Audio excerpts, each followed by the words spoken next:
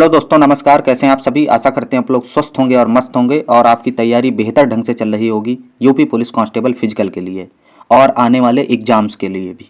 चाहे वो RPF constable हो, एसएससी जीडी हो, यूपी ट्रिपल एससी से जो भी एग्जाम आपके लगे हैं, बेहतर ढंग से आप पढ़ते रहो, कहीं न कहीं सफलता आपको जरूर मिलेगी। आज का जो वीडियो रहेगा वो पुलिस वालों की ज़िंदगी से जुड़ा सवाल है। उनकी पोस्टिंग कहाँ पर होगी, गृह जनपद या पड़ोसी जनपद या 200 किलोमीटर दूर। ठीक है, बॉर्डर स्कीम को लेकर एक जो है आज लेटर जारी हुआ है। 17 दिसंबर को जो जारी हुआ था वो आज ही पब्लिश हुआ है। तो उस पर एक वीडियो मैं बनाना चाह रहा था कि इसमें जो है थोड़ा मुझे समझाना चाहिए। ठीक, मैंने लेटर को रीड किया, उसके बाद में यह वीडियो बना रहा हूँ। तो इस वीडियो को आपको पूरा देखना चाहिए और चैनल पर नए हैं तो चैनल को सब्सक्राइब जरूर करना चाहिए, क्योंकि यूपी पुलिस से रिलेटेड कोई भी वीडियो होता है सबसे पहले आपको जानकारी साझा की जाती है इस चैनल पर। छोटी छोटी जानकारी आपको टेलीग्राम के माध्यम से दी जाती हैं। ठीक है, तो आज का वीडियो बहुत इंपॉर्टेंट है। तो हम लोग शुरुआत करेंगे कि आपकी जब आप पुलिस में भर्ती हो जाएंगे उसके बाद में आपकी पोस्टिंग कहाँ पर होगी। ठीक है, इसमें कई संशोधन किए गए हैं बीच बीच में। ठीक है, आज का संशोधन क्या हुआ है, जो संशोधन हुआ है उसके बारे में हम बात करने वाले हैं। तो सबसे पहले आप ये लेटर देखेंगे, इसको हम थोड़ा जूम करके आपको दिखाते हैं। ये लेटर आप देखेंगे भर्ती बोर्ड की तरफ से जारी किया गया है। इसको जूम करके हम पढ़ के बताते हैं पूरा आपको। यहाँ देखेंगे आप इस लेटर को, एक सेकंड, जूम करके रुक नहीं रहा है। ऊपर का हिस्सा हम आपको दिखाना चाहते हैं। ये देखिए आप, मुख्यालय पुलिस महानिदेशक उत्तर प्रदेश। ठीक है, 17 दिसंबर डेट आप लोग देख सकते हैं, 17 दिसंबर को ये जारी किया गया है। ठीक है, यहाँ ऊपर देखेंगे विषय, उत्तर प्रदेश पुलिस में विभाग में बॉर्डर स्कीम को समाप्त संशोधन किए जाने के संबंध में नियम 51 के अंतर्गत श्री शरीफ अहमद अंसारी माननीय सदस्य विधानसभा 34 स्वार रामपुर द्वारा पूछे गए प्रश्न का उत्तरालेख उपलब्ध कराए जाने के संबंध में। ठीक है, ये स्वार विधानसभा के एक विधायक जी हैं, ठीक है, शफीक अहमद अंसारी। उन्होंने प्रश्न पूछा था कि इसको बॉर्डर स्कीम जो होती है पुलिस वालों के लिए लागू होती है। जैसे उनका क्या होता है, जब उनकी नौकरी लगती है वो अपनी डिस्ट्रिक्ट में नौकरी नहीं कर सकते, अपने पड़ोसी डिस्ट्रिक्ट में नौकरी नहीं कर सकते, जहाँ पर उनकी चल अचल संपत्ति होती है वहाँ पर वो नौकरी नहीं कर सकते। ठीक है, कभी कभार हो जाता है कि 300 किलोमीटर दूर चले जाते हैं वो लोग अपने ज़िले से, अपने घर से। फिर क्या होता है कि वो लोग कभी कभार जो है उनको ज़रूरत पड़ती है अटेंडेंस, तो वो भागते हैं, एक्सीडेंट होते हैं, मौतें होती हैं। तो बहुत सारे ऐसे कारण इन्होंने विधायक जी ने जो है सदन में रखे थे। उसका जो है उत्तर दिया गया है, उसको नीचे हम पढ़ के बताते हैं क्या क्या बताया गया है उसके बारे में। नीचे देखेंगे, कृपया उपरयुक्त विषयक उत्तर प्रदेश शासन के पत्र दिनांक 17/12/2024 का संदर्भ ग्रहण करने की कृपा करें, जिसके माध्यम से नियम 51 के अंतर्गत श्री शफीक अहमद अंसारी माननीय सदस्य विधानसभा 34 स्वार रामपुर द्वारा पूछे गए प्रश्न का उत्तरालेख उपलब्ध कराए जाने की अपेक्षा की गई। अतः निर्देशानुसार अपेक्षित उत्तरालेख निम्नवत है। अब नीचे देखेंगे प्रश्न क्या क्या पूछे गए हैं और उत्तर क्या क्या दिए गए हैं। ठीक है, सबसे पहले प्रश्न पूछा गया है 1 नंबर, यहाँ पर देखेंगे आप लोग प्रश्न नंबर 1। ठीक है, और इसका उत्तर भी दिया गया है इधर। ठीक है, जनहित एवं लोक महत्व के विषय पर सदन के माध्यम से सरकार का ध्यान आकृष्ट कराते हुए अवगत कराना है। ये विधायक जी ने पूछा है, अवगत कराना है कि उत्तर प्रदेश में वर्ष 2010 में तत्कालीन सरकार द्वारा एक व्यवस्था लागू की गई जिसको बॉर्डर स्कीम से संबोधित किया गया, जिससे उत्तर प्रदेश पुलिस के कर्मचारी को तीसरे जनपद, मतलब कि अपना डिस्ट्रिक्ट, उसके बाद में बीच में एक और छोड़ के फिर तीसरा डिस्ट्रिक्ट, तीसरे जनपद या उससे भी आगे की पोस्टिंग दी जाती है। कहीं कहीं पर इसकी दूरी 200 किलोमीटर दूर या उससे अधिक भी हो जाती है। कुछ परिस्थितियों में देखा जाए तो एक सिपाही अगर 3 दिन की छुट्टी लेकर जाता है तो उसके आने जाने का समय लगभग 1 दिन हो जाता है। बाकी बचे 2 दिन में ही उसे गृहस्थ का भी पालन करना होता है, बच्चों एवं परिवार की जिम्मेदारी भी निभानी होती है। इन्हीं सभी भाग दौड़ में अपनी ड्यूटी भी करनी होती है। ठीक है, आगे देखेंगे, नीचे पूरा पढ़ते हैं, हम आपको सुनाते हैं।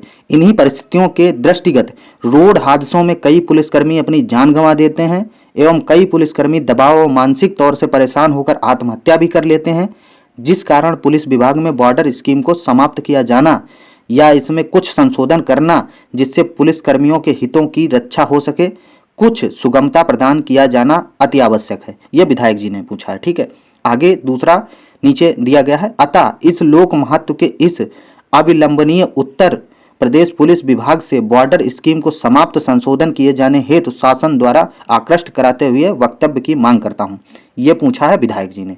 ठीक है, अब इसका उत्तर क्या मिला है इधर देखेंगे, इधर वाला उत्तर पढ़ेंगे हम। अब उत्तर प्रदेश पुलिस विभाग के अराजपत्रित अधिकारियों कर्मचारियों पर बॉर्डर स्कीम लागू है। ठीक है, शासनादेश संख्या 500/8186 11/7/1986 में उल्लिखित प्रावधानों के अनुसार निरीक्षक मतलब कोतवाल जिसको बोलते हैं, उप निरीक्षक मतलब सब इंस्पेक्टर, उसके गृह परिक्षेत्र में तैनात न किया जाए।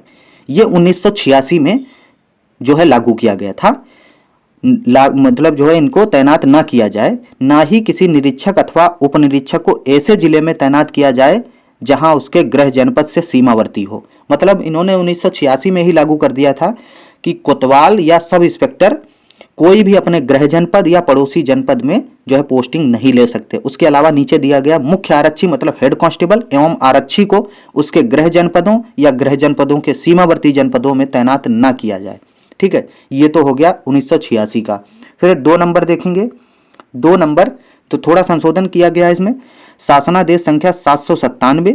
ठीक है, नीचे देखें 2001 20/3/2012 द्वारा शासनादेश 11/7/1986 को संशोधित करते हुए शासन स्तर पर यह निर्णय लिया गया कि पुलिस विभाग के आरक्षी एवं मुख्य आरक्षी का स्थानांतरण उसके गृह जनपद के पड़ोसी जनपदों में किए जाने पर कोई पाबंदी नहीं होगी। ये 2012 में किया गया। उसके बाद देखेंगे 3 नंबर उत्तर देखेंगे। उत्तर प्रदेश शासन के द्वारा शासनादेश संख्या 1039।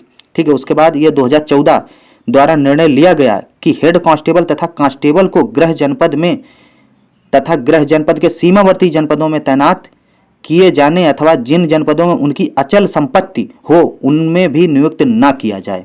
ठीक, 2012 में तो लागू कर दिया गया कि उनके पड़ोसी जनपदों में और गृह जनपदों में मतलब रोका ना जाए, क्योंकि जैसा मेरा डिस्ट्रिक्ट पड़ता है हरदोई, बहुत सारे पुलिसकर्मी जो सीतापुर के थे वो पहले हरदोई में पोस्टिंग थी।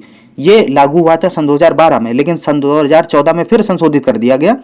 ठीक है, तो कुल मिलाकर सन 2014 तक जो प्रक्रिया हुई वही प्रक्रिया आज भी लागू है। इसी को लेकर जो है विधायक जी ने एक प्रश्न पूछा था, उसके संबंध में ये भर्ती बोर्ड ने एक ये लेटर जारी किया।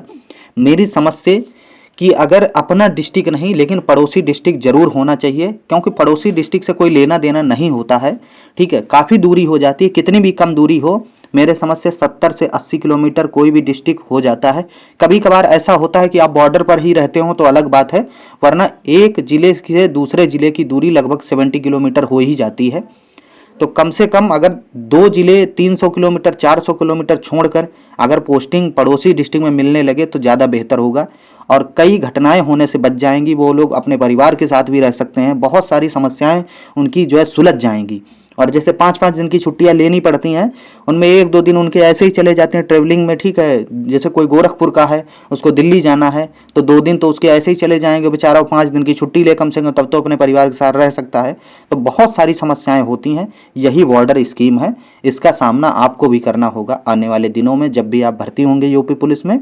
तो जैसा कि आपको पता है कि आपका जो जनपद होगा उसके बीच में ये आपका जनपद है, ये पड़ोसी जनपद है, तो ना तो अपने जनपद में रह सकते हैं ना पड़ोसी में रह सकते हैं। ये अगला वाला जो जनपद पड़ेगा उसमें आप पोस्टिंग ले सकते हैं। तो यहाँ से जब चलेंगे और तीसरा जनपद ये पहुँचेंगे तो यहाँ से लगभग दूरी कितनी भी कम हो 200 प्लस ही हो जाएगी, इससे कम नहीं होगी, क्योंकि 2 जिले जब छोड़ेंगे तो लगभग 200 किलोमीटर आप पार कर जाएंगे। तो इससे भी बहुत सारी परेशानी का सामना करना पड़ता है।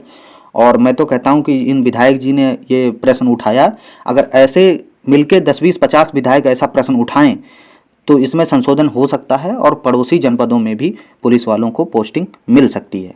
ठीक है, यही इस वीडियो का पूरा अर्थ था। ठीक है, आप लोगों को भी आगे ये सब देखना पड़ेगा, इसलिए मैंने ये वीडियो बनाया।